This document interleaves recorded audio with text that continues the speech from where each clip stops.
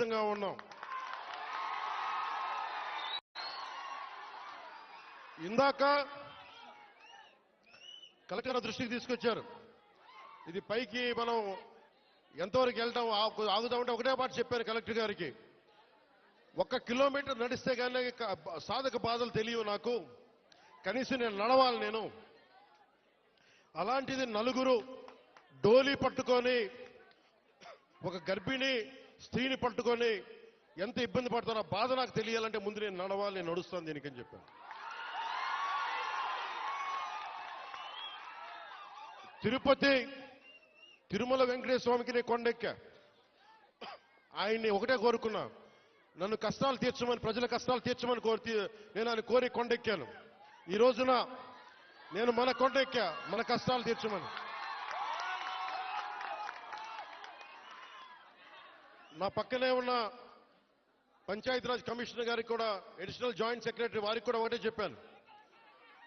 నా పిఎస్ మసూదన్ గారికి కూడా ఒకటే చెప్పాను.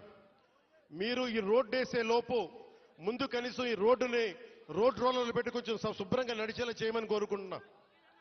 నేను అది ఆదేశించాను. ఎందుకంటే టెండర్ కాల్ ఫర్ చేసి రోడ్డు వేయడానికి కొన్ని నెలల సమయం తీసుకుంటుంది కాబట్టి ఈ లోపునే మీరు అవసరమైతే మీరు కొంత మనరేగా నిధుల్ని మళ్ళీ దానికై వెచ్చించి కనీసం మెయిన్ రోడ్డు వచ్చేలా 9 కిలోమీటర్ల బీటీ రోడ్డు వచ్చే లోపు మట్టి రోడ్డుని, బలమైన మట్టి రోడ్డు వేయమని చెప్తా ఉన్నాను. ఇది ఇంకా ఈరోజు తుఫాన్ అయితే ఉంది కానీ రోజు ఇప్పుడు శీతాకాలం కాబట్టి అందుకని రోడ్డు వేయమని మరి చెప్పాను. దాన్ని కూడా నేనే దగ్గరుండి ఉప ముఖ్యమంత్రి పేషి నుంచి నేనే దీన్ని పర్యవేక్షిస్తాను.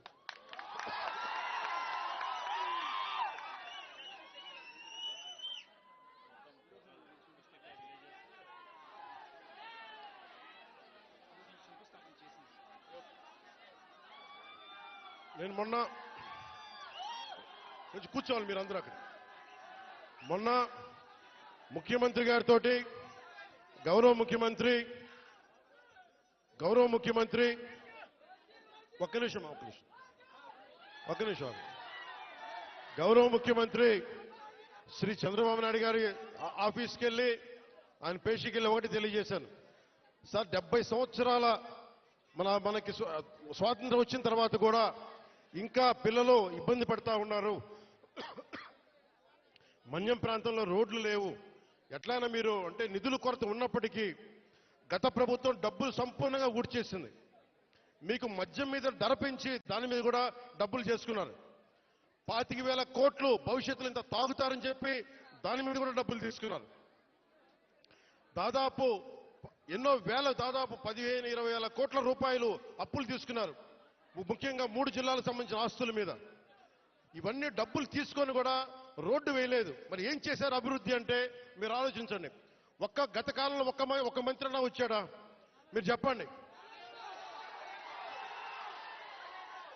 ఈ రోజున నేను అధికారం రాకముందు ప్రజల్లో ఉన్నాను, అధికారం వచ్చిన తర్వాత కూడా నేను మీకోసమే పనిచేస్తాను.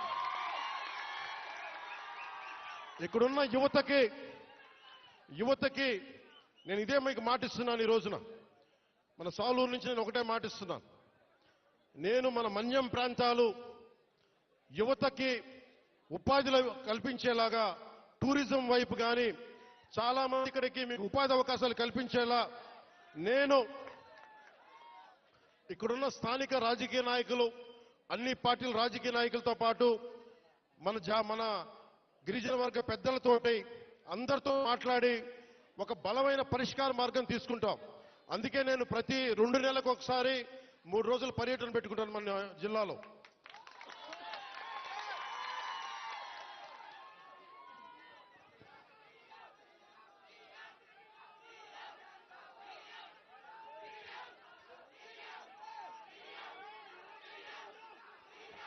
అలాగే మనకి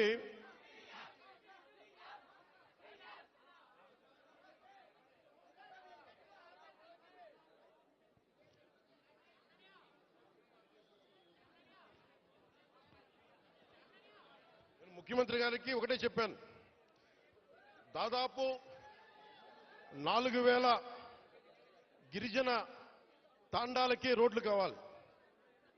పంచాయతీల క్రమంగా చూసుకుంటే 400 పంచాయతీలే కానీ గ్రామాలను మటు దాదాపు 4000 తాండాలు ఉన్నాయి. 20 మంది నివసించే 40 మంది నివసించే ప్రతి ఒక్కరికి రోడ్డు వేయడానికి కష్టసాధ్యం కనుక ముందు మనం 3 పెట్టుకుంటున్నాం.